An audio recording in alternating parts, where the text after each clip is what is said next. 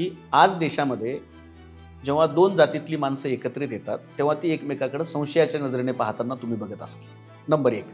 Number दोन, देशामध्ये तुम्ही कुठल्याही क्षेत्रामध्ये बघा, कुठल्याही गावामध्ये जा, इतकं प्रचंड लोकांमध्ये दहशतीचं वातावरण आहे, विकृतीचं वातावरण आहे.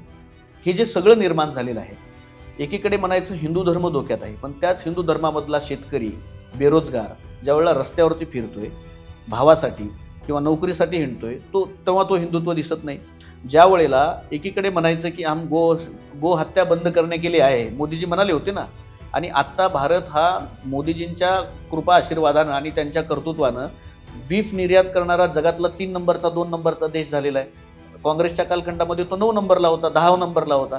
आणि हे जे कर्तृत्व मोदींनी केलेलं आहे, तुम्ही जो मुद्दा विचारला तो हा आहे की भाजप आणि संघ दाखवतो एक, करतो एक, आणि त्यांचं ध्येय एक आहे.